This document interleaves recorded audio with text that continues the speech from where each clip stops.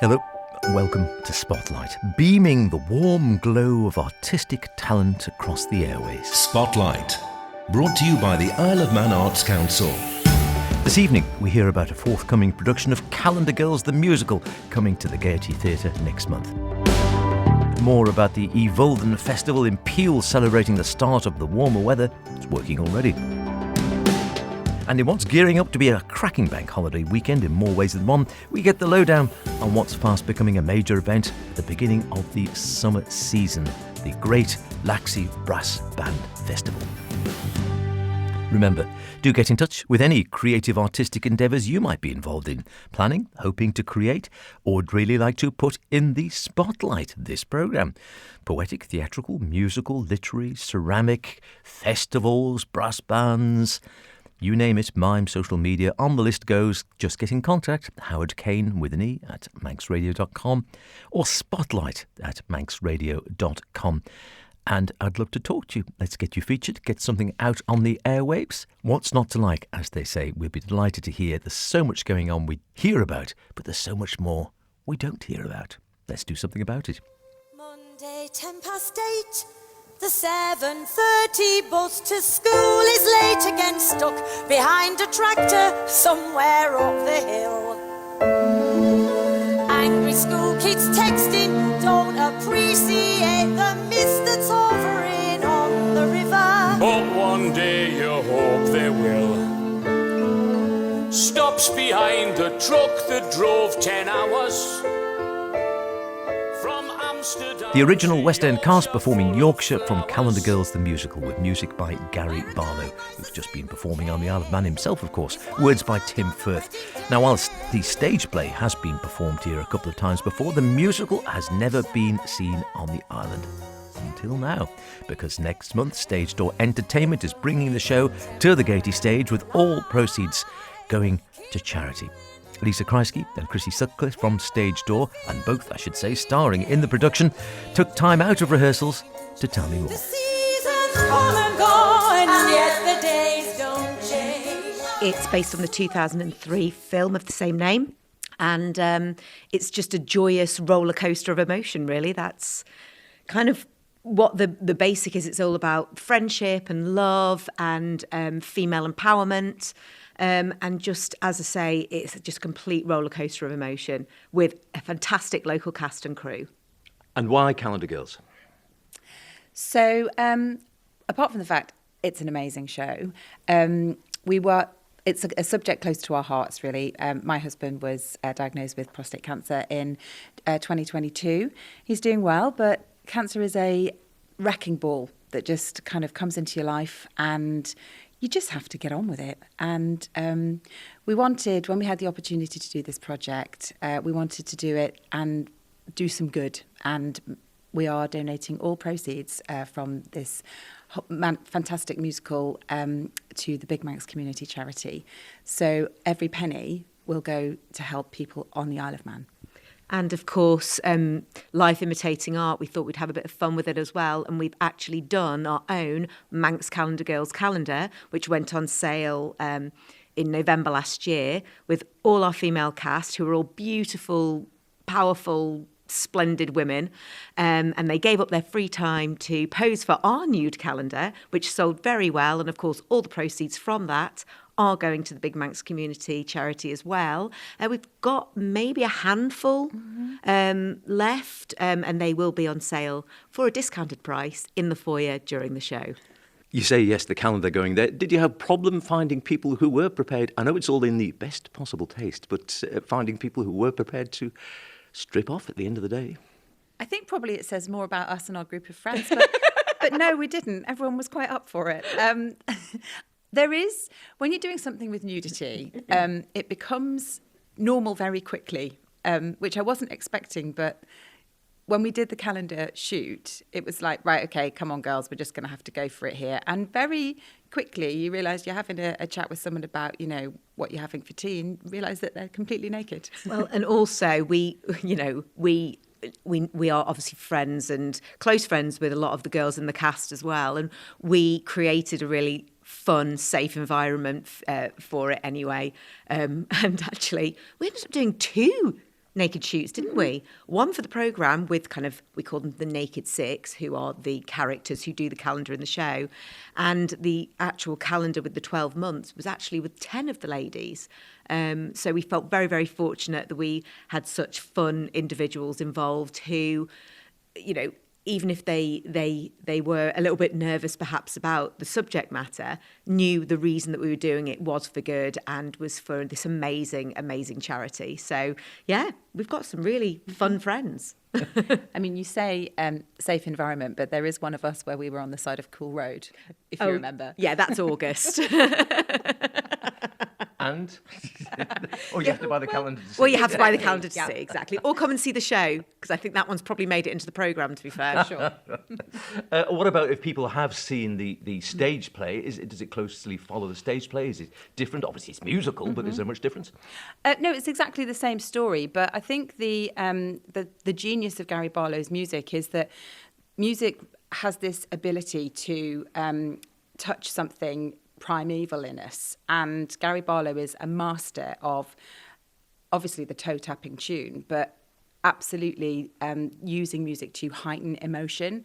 And very quickly through the show, you'll have something very poignant and very heartbreaking, and then he takes you off on a completely different tangent with something really fun and really silly.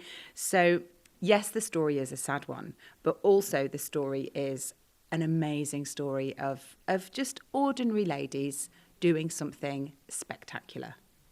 Family show? I know in theory there's nudity, but good for all the family? Definitely a family show. There are some swears in it. There are some swears.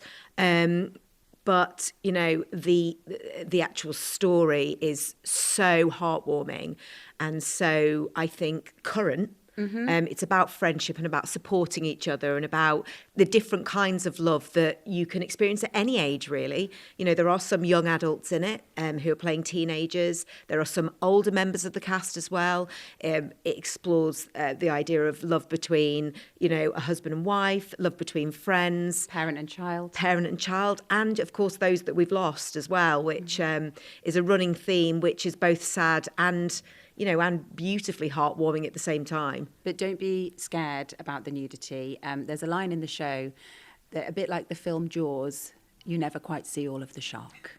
I love that line. And that's what the nudity's like. Yes, if it's done in the best possible taste, as you say. Hopefully. Hopefully. Well, listen, I know rehearsals are ongoing. We'll catch up again just before perhaps curtain up here on Spotlight. In the meantime, where, when, how? Gaiety Theatre, 29th, the 31st of May. So there is an evening performance on the Thursday, Friday and Saturday, and there is also a captioned performance on the Saturday matinee, which we really do encourage everybody to come to. Exactly the same show, nothing at all is different. There is just a caption box above the actors. Wonderful. Break a leg. Thank you. Thanks, Sam.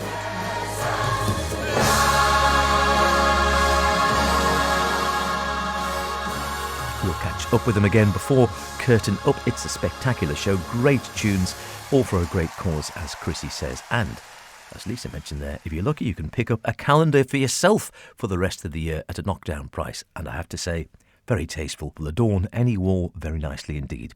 It's all in the best possible taste, as you can imagine, though I am told the motorist drove past Lisa and Chrissy posing on Cool Road for the calendar, as was mentioned in the interview there, still hasn't fully recovered. He just keeps saying, we're going to need considerably bigger buns. Spotlight, brought to you by the Isle of Man Arts Council.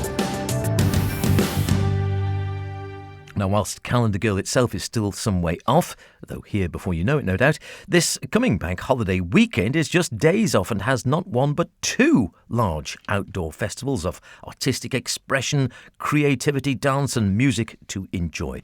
The Oie Voaldyn Festival in Peel combines art, creativity, dance, music, ritual and much, much more in a celebration of May Day Eve. We heard a lot of the background and what's going on last week from the producer John Shakespeare. But as they say, there's more. So we've got the fire, we've got the movement, we've got the dance, plenty of good music, of course, throughout the day. Yeah, that's been one of the things that's kind of lovely for the festival, is Culture Vannin are sponsoring the stage So we're having a stage on Spit Corner or Weatherglass Corner, and we've got Biscuit Brish, we've got Thai Viper, we've got Sken Jarg obviously at the 4 o'clock slot, we've got Dusty Plankton, Mollag Band, and I think we're finishing off with Foxtrap. So a great lineup. And in between, if there's not sound checking, some of our groups like Voice of the Fire will be singing a few songs and playing a bit of and dancing on the corner. So that's fantastic as well. And just to go to the ceremony this year, some of the new elements we've got is we've been growing probably a bit more ceremony, a bit more ritual, if that's probably the right word. It's getting a bit more deeper. Mm-hmm. Something that happened organically in the second year was, or was it the first year? I can't remember. I think it was the first year. What makes us different from your Beltanes or your Irish things, the Beltaner is this Viking connection. So remember, we've got one of the longest Viking periods in Europe here on the Isle of Man, and that changes things. So we want to be a bit more Viking and a bit more deep. So what we wanted to do, of course, the main tree for Viking mythology is Yggdrasil, and so Kathy spoke to the Peel Youth Club. And what they did is they got a fallen branch, and they got all the kids that got angst and, anger, whatever, to write a message on a label, put it on the tree, and we processed it on and burnt it. So they burnt their angst, and it was I was at the time, because I did the commentary, I was saying, this is also for loved ones and departed. And I looked around, everyone was crying, but with beautiful tears, if you know what I mean. It was a really strong moment. So this year, we now have 9 trees. So there are 9 sacred trees in Viking and Celtic mythology. In the first few years, we had one main charity like hospice or something like that. But we thought we'd like the team to go and approach somebody that they'd like to get involved with. So the 9 trees, we've got the ash tree, which is Culture Vannin, so they're bringing their own tree on, which is going to be lovely. Victim support, I've got willow. Peel Youth Club, have got the apple tree. Ed Man's Club and Women's Club now, they've just added that this week. Yeah, I've got the holly tree. Beach Buddies, we all know Beach Buddies because we've got a connection then with Drums from the Sea. I've got the hazel. Peel RNLI bringing the oak tree. Special Olympics are bringing the alder tree. And Heroes on the Water coming at the last minute because one person group couldn't get enough people. I've got the birch. And the last tree, the most important tree of all, the ash tree, the rowan tree, elemental. So that's a really lovely moment. And of course, we've got the bit where we bless the animals through the smoke of the 2 fires. So that's another one. And then what we're doing, which is different for this year, after that, we're doing a blessing ceremony. This is slightly woo-woo, Howard, but for me, having dealt with that atmosphere of the castle, the hill, that whole arena, I think it's really, really powerful. So we're going to bless the east, the west, the north and south with the 4 elements, and then we're going to sing a song called Shieru, which means peace be on you. So we're going to try and send a message of love, peace and hope from the Isle of Man to the rest of the world. Hopefully people will be watching. Lovely idea. And that's what we're doing. So the words are only Shieru, so it's only 2 words, and we're hoping we're going to try and get a quiet moment. We're going to ask everyone to be quiet and listen to the sea. Who knows if it's going to work?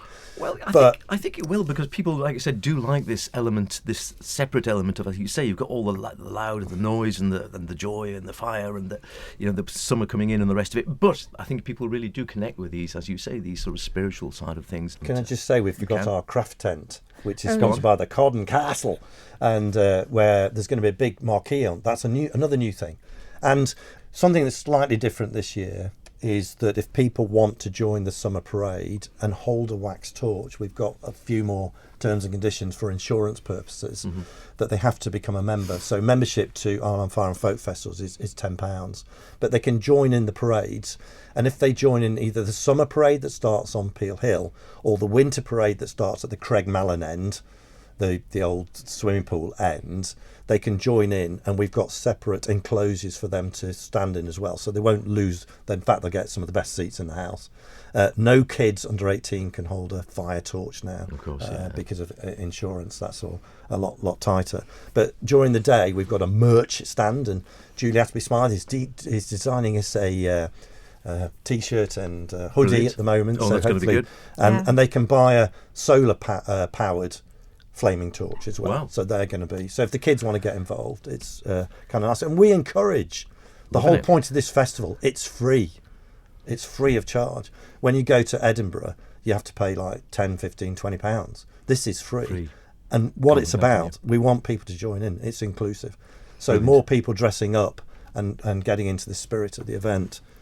Absolutely, we encourage that. Oie Voaldyn. I like Oie Voaldyn with the sun power there as well. I've got to ask you, Claire, before we finish, are you going to be watching? I mean, I know you're involved with judging, clearly, bit of responsibility there. But are you actually going to be getting stuck in? Are you going to We be are going on to the be sidelines?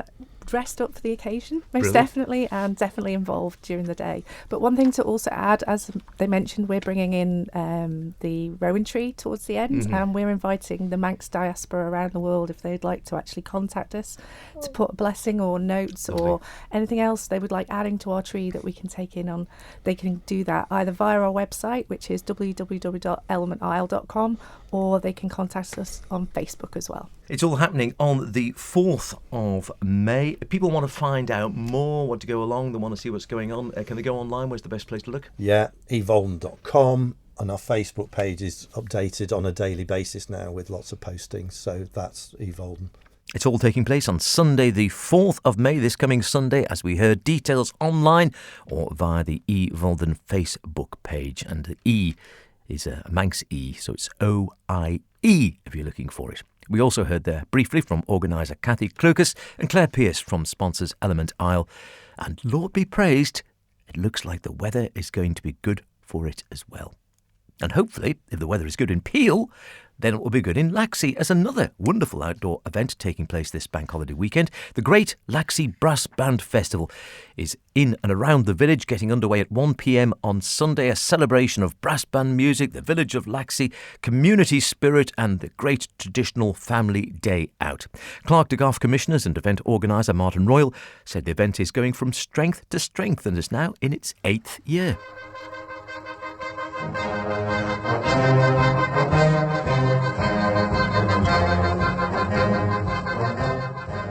Number 8, we started 8 years ago, and we even managed to do it during COVID year, a little bit later than we anticipated, but it's proven popular with audiences, and I think particularly with the bands, they seem to really. The feedback we get from them is that they've really enjoyed the experience. So maybe for once, Garth commissioners are doing something right. Well, that's always a good sign. It's coming up this bank holiday weekend, so it is on a Sunday, the 4th of May, starting from 1 p.m. And yes, it's a festival, so it's not a competition. First off, the bands aren't in competition with each other. No, it's kind of evolved. Initially, the first few years, we did kind of have adjudication of a fashion. It wasn't kind of the official guild type adjudication, and I think they've just stepped out of the guild. And I'm sure that they have a brilliant time there. But I think the feedback from the bands was, hang on, we're coming here to have a good time. And, all this competition business, we've done that last week. So, it's great to come, just do what we do. And, and everybody gets a prize. They all get a little trophy, a little certificate. Can't be bad. Everyone, including the audiences, are really happy, I think. Now, we have sort of a great brass band tradition on the or silver band on the Isle of Man. So, which of the bands are involved? All of them? Some of them? A selection? Well, I would say more or less all of them. There are a few other bands who we're trying to cajole into getting involved, but they're sort of in between players and things, and haven't got quite the numbers to make up a full band.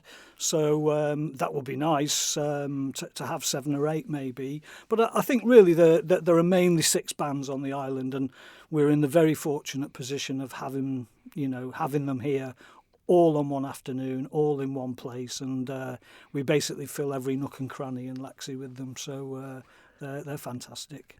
Give us a brief rundown of what's actually happening on the day then, if people want to go along. Yeah, well, basically the idea is for a couple of hours they circulate. It's quite dynamic. They move around the upper village. So each band plays in three venues: the Mines Tavern, the Queen's Hotel, and the Glen Gardens Pavilion. And they all play, they move around to those, and that just puts a bit of energy into it, I think, and they enjoy moving around. The audiences can stay static if they like, so they get to see all the bands, and that aspect works quite well, I think. I mean, it's a little bit.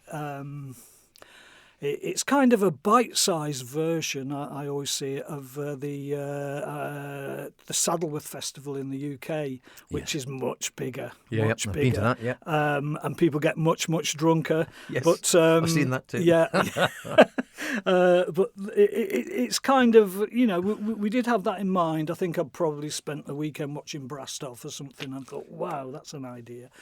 So Laxey seemed the right place. Really did, and I think that's 8th year. It's proven that Laxey does kind of it certainly welcomes the bands with open arms, but I think it's a good fit. The layout of the village and things, so it works well. But the kind of the most enjoyable part of the day for me, or the afternoon, is at 4:00.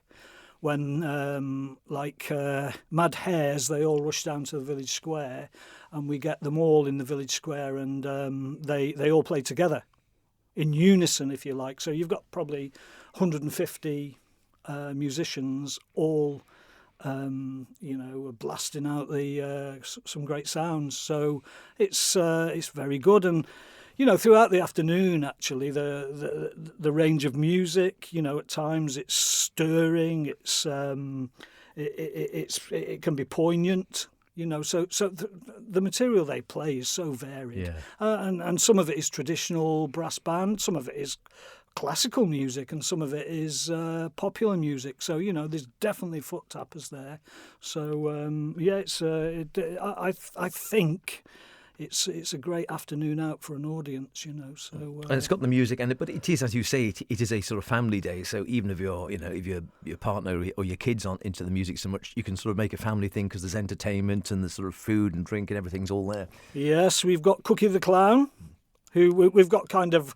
We're starting to call the children's zone, where we've got the children's entertainer, and we've got bouncy castles and things just to help the young ones along. But I mean, they enjoy the music too. So, but there's more than just the music for them. And any kids come along, they always have a great time. The entertainer's fantastic. He really motivates the kids, gets them going. So it's a good afternoon. Yeah, it's brilliant. And like you say, that the high spot for many is this sort of blast off with all the bands together. I was just thinking when you were saying that, who gets to conduct? Because you think someone has to keep them all in time. Do they take it in turns to go in front? I don't know. They do. Usually, initially, it was the band that had been awarded the top prize that they got to organise the mass band event at the end. But now, because there's no overall winner as such, we're going to a rotation system. But generally, a conductor from each band steps in and does a few tunes and conducts the whole orchestra, of 150 players. So it's I really think it's a great entertainment afternoon.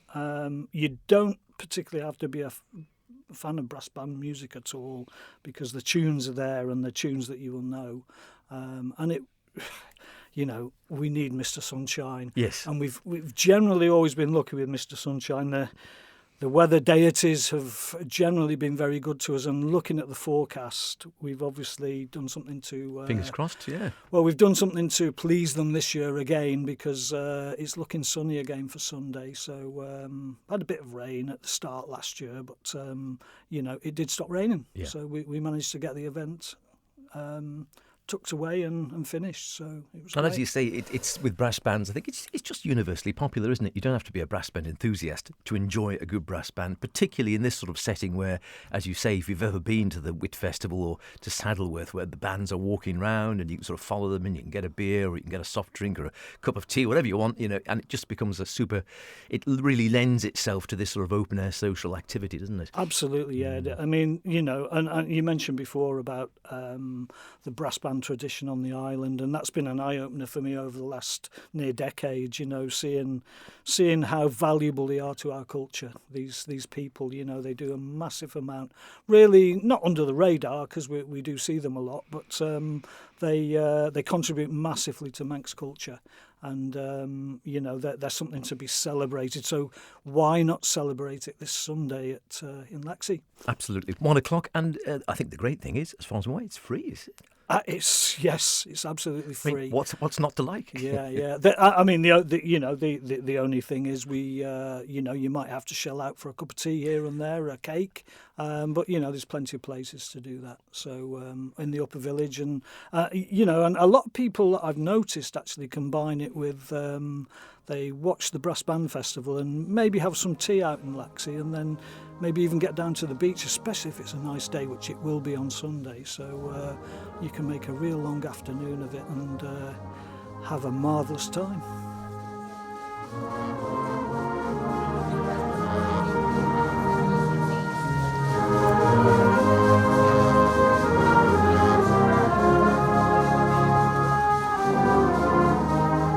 Great day out for all, and as we said, it seems the weather gods, unless they're intending to play a last-minute prank on us, are smiling to a good degree. It might not be London temperatures, but should be warm and dry enough to be considered tropical for anyone used to the vagaries of the Manx weather.